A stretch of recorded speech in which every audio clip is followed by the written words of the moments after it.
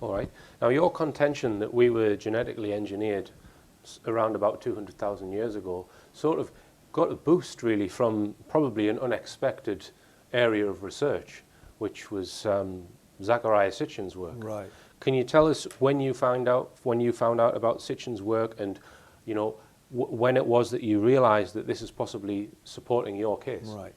I had been working for almost 20 years on hominoids, and what I knew from my research of hominoids and pre-humans, what we were just talking about, is that from Neanderthal back, all of those creatures were not pre-humans.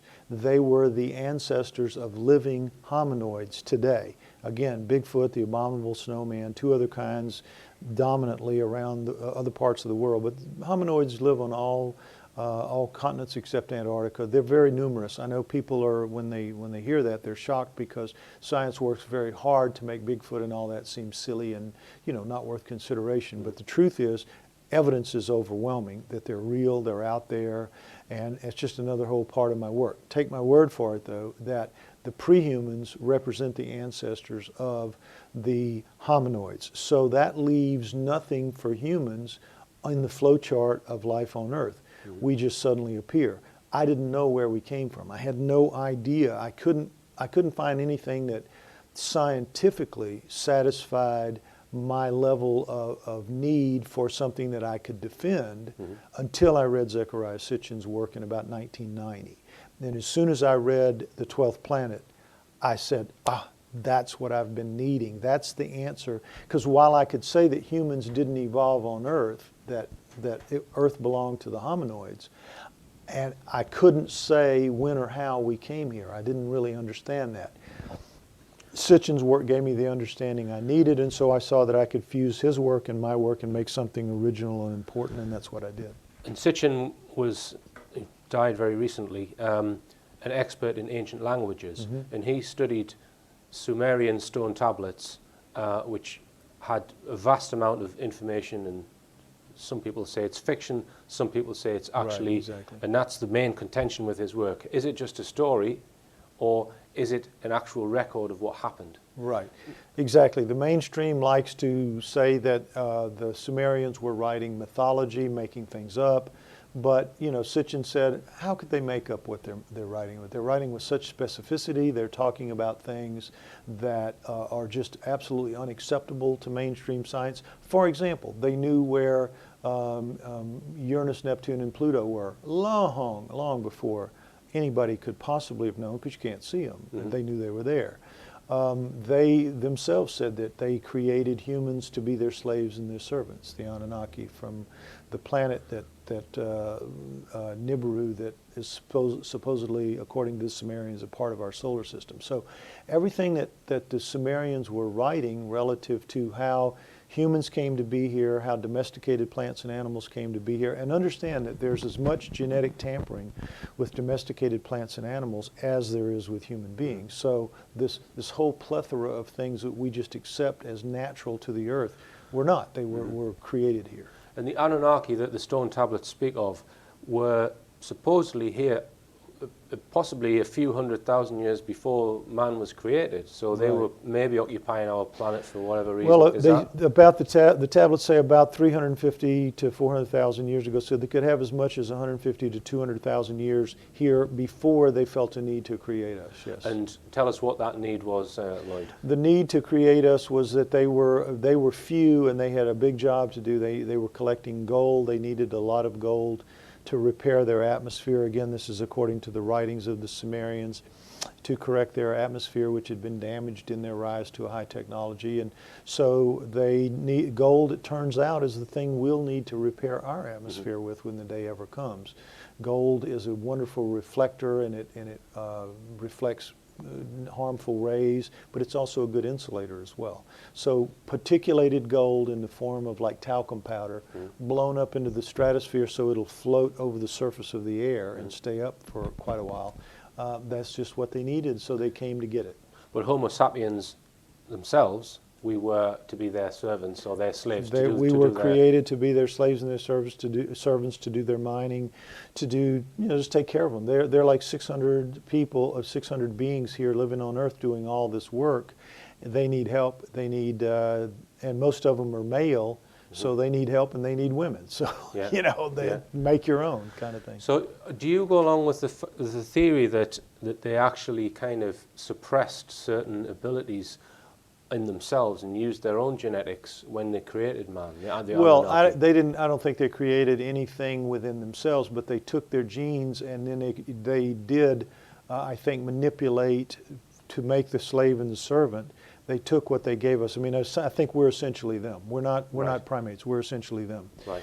So in doing that, they dumbed us down. You don't want your slave or your servant to be as intelligent as you are by any stretch. You don't want it even as close, or live as long. Exactly, that's another thing. You want them to be expendable. You want them to be parts of the machine. So when you come down to our intelligence, they had to really dumb us down. If we've got their brains in our heads, and it's clear that we do, we have a brain that's totally unlike any other higher primate, totally in every way. So let's assume we have their brain in our head. If we do, and I believe that we do, then we have a phenomenal tool in our heads. So they just denied access to us of most of the firepower that they were giving us.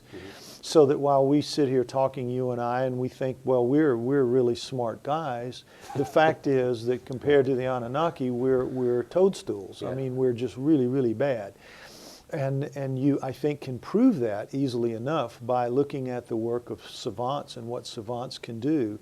Savants are people that in the damage to their good part of their brains that you and I are using, they get an arrow of light, a shaft of light into the forbidden part. In the tear in the curtain that causes their mental disability, they get a light into the forbidden part. And that light into the forbidden part produces the phenomenal abilities of savants. And you've got over 100 savants that have been known and studied in history. We have several who are alive today, and they have these incredible abilities with music and art and sculpture and memory and just incredible works. So if there were one or two of those, you could write it off as a freak of nature. But since we're talking 100 plus, we have to look at that as a phenomena. And what that means is they are accessing parts of a brain that we have. I could, if I could find a way, if I could drop that curtain that the Anunnaki put in my head, if you could drop your curtain, we would suddenly have all of the access that savants have and then some. They're only getting a narrow band of light. Imagine if you could access the whole thing that has to do with language and art and math. We can just go on. They have the savants have such a wide range of skills. We could all have that, and I believe that in the next 50 to 100 years we'll get it because we're getting so sophisticated with our genetic manipulation. Once we get past the moral issues of making ourselves better, if you could say to a wealthy person, give me a few $1 million and I will produce a kid for you that will be the smartest human being that ever lived. Somebody's going to do it. Yeah. And before you know it, we'll all be that way. Really? Yeah. All right.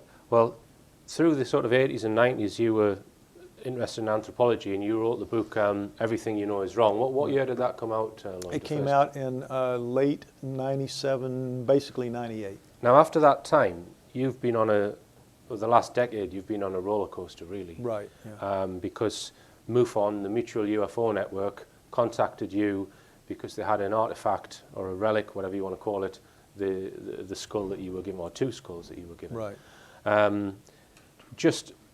Obviously, we've just listened to you give an hour and a half lecture on this, and you probably didn't even scratch the surface in that lecture. Right.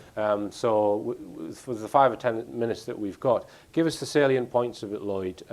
What's the significance of it, and what tests have you had done on it? Well, I should mention that MUFON itself, the organization, had nothing to do with it. Ray and Melanie Young, who were individual people, were members of MUFON, but they acted and all that they did had nothing to do with MUFON itself. So I want to be clear about that. The Starchild skull is a real, true bone skull. Nobody doubts what it is. Many, many scientists have gone over it, and nobody assumes that it's any kind of a fake or a fraud or things cobbled together. It's the real deal. So it's a real, true bone skull. But its physiology is completely different from a human skull. I mean, everything. 25 major differences and several minor differences. So we're talking about something unseen on Earth before. The Starchild skull is one of a kind, it's very unique, and all of those different physiological parts come from getting different DNA instructions than what we have. So the Starchild is ultimately going to be able to be proven to be a human-alien hybrid, and that's what we're in the process of trying to do, is prove that with genetics. And the skull itself is approximately 900 years old because it's been carbon dated. Carbon dated, right. And just to touch on the two physical anomalies which make it different from any other skull. There's the fibers, and there was two in your lecture, Lloyd. Just remind us of what they were. Fibers and the red residue. Well, those two things are not found in any other species on Earth. The fibers that are woven through the matrix of the bone, and the red residue that was left behind in the cancellous holes of the bone. So we have no real understanding of what those are, where they could have come from, and we won't be able to know that until we have the finances available to develop the protocols to test these things, because it's very microscopic in size. So because the skull itself is much thinner than a human skull. What's approximately the thickness of a human skull? Well, a human skull is about like that. The bone is about like that, and the Starchild is about like that. So it's half to less than half. Right. And it's equivalent in strength, or stronger? The Starchild is 2 or 3 times stronger, much harder, because the Starchild bone is it's much more like tooth enamel than bone. If you look at its biochemistry and you analyze its biochemistry, it is substantially different. It has much more collagen. It's very, very heavy, overloaded in collagen. And collagen is what adds to hardness. When you drill your teeth, that smell that you smell is burning collagen. And the Starchild is just choked with extra collagen, much more than our bones have. Mm-hmm. All right. And people can find information on your website about the Starchild skull. Starchildproject.com, right. www.starchildproject.com, and you can find out all about it, and I would urge you to read that. Don't go to Wikipedia, because that's just, what they say about it is just garbage. Go to the site, you can read the Wikipedia article, and you can read the truth underneath all the lines that they write. Now some of the DNA testing has shown that the mother is human, right? But you're getting or you've recently had tests done, which is that on the father's DNA. Right. So what has that shown like? Well, initially we were able to show in 2003 that the mother was indeed human. We got her mitochondrial DNA, so we know that the Starchild's mother was a human female. When we tried to recover its nuclear DNA, which comes from its mother and its father, we couldn't even get close to an answer. In 6 full attempts, there was just no answer. So something was really wrong with the father at that point. That's what we thought. Earlier this year, we got a geneticist who agreed to do more work, do more analysis, and what he's found is that, yes, the Starchild's mother is human, but in its nuclear DNA, which he was able to recover, you have part of it that is human, again, human mother, and part of it is not found on Earth, not found in the NIH database for sure, which means not found on Earth. So we have a very, very small sample right now relative to the whole 3 billion genome that we have to recover. We only have at this point maybe 30,000 base pairs. It's enough to be indicative, to be highly indicative, but it's not enough to be definitive. And science will not accept anything but definitive. So we're going to have to ultimately sequence the whole chromosome, which is okay. We have the capacity to do that if we get the money. So this is really all about getting the money that we need to do the research that we need to do to recover that genome and establish what the percentage of difference the Starchild had from a human. At this point, early on, we think it's going to fall somewhere between 10 and 50%, which is really astounding because a chimp is only about 3% different and a gorilla is about 5% different. The Starchild's, we think, is going to be between 10 and 50% different. So it's truly astounding, and it's historic. It's as historic as landing men on the moon. This is a very important thing that's going on in the world, and most people don't know about it. Okay. All right, just one final question, Lloyd. I've done a lot of research into the UFO phenomenon, and I'm aware of what we call the abduction phenomenon. And there are, for example, I interviewed Mary Rodwell, who's an Australian researcher, and she's regressed or researched about 1,700 cases, and they all tell a very similar story. So people poo-poo the abduction phenomenon because people seem to have their memories tampered with. Right. Now, you mentioned in your lecture as well that women are often taken, so is revealed under regression, and they are made pregnant, and they are shown their offspring at some later time. So do you think that this could be a very early incidence of this kind of harvesting, the skull that you have? Well, could it be an abduction program from 900 years ago? I thought about that. I really did at first. I thought it's what we all thought, that it was just a human-alien hybrid.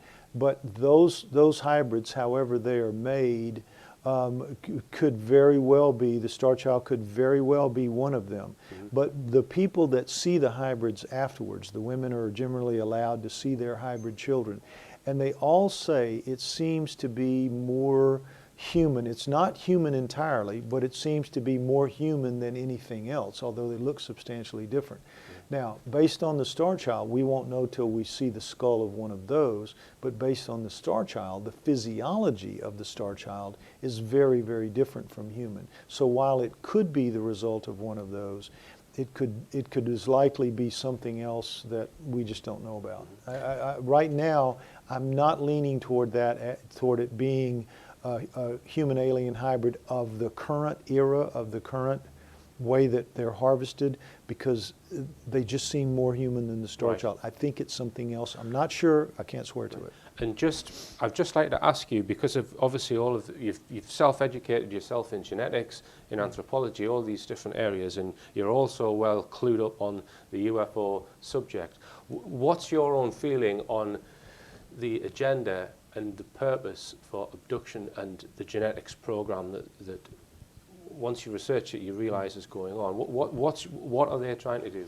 Well, I think probably just based on the idea that when you make a hybrid, in most cases they're sterile. Like for example, a mule and a horse produce a donkey. I mean, a mule rather. A donkey and a horse produce a mule, and the mule is sterile. So probably these hybrids are the result of something that becomes sterile, and so they have to keep making more to supply them wherever those beings are living, whatever planet, whatever their purpose is in life. They need to make more all the time because they can't reproduce themselves. Now, why that is, I don't know, because if we were made such that we could reproduce ourselves, I don't know why those can't be made so that they can reproduce themselves. But I'm just giving you an answer to what seems to be the evidence. All right then, Lloyd. It's a very sort of quick snapshot of your work. I appreciate it, but tell us about your other books. Obviously, there's the Starchild book. Right. There's the Starchild book, and those are really the things that people in this field would be interested in. I don't think people would be interested in my novels, but there's Everything You Know Is Wrong is the book about what we were talking about earlier, human origins and hominoids, and the Starchild skull, or the Starchild skull ebook, are the books that deal with the Starchild, and all of those are available. And if and when this is accepted by mainstream, what's going to change on our planet? Everything. Everything. I think that when disclosure, I think that right now you and I have lived in what's called the post-war era. I think that World War II was a defining time, and everything since then has been called post-war. I think that the next big phase of existence for all of us is going to be post-disclosure, because it's going to lift everybody's game to a very different and higher level, because when we start accepting that we're not the only game in town, it will, I think, develop some humility in us. We'll just have to become a little bit more humble about our origins, and it will just create a different mindset from which I think a lot of good things can happen. All right then, Lloyd. Thank you very much indeed. Thank you very much, Richard, for having me. It's been a pleasure, and I hope we do it again sometime. Okay.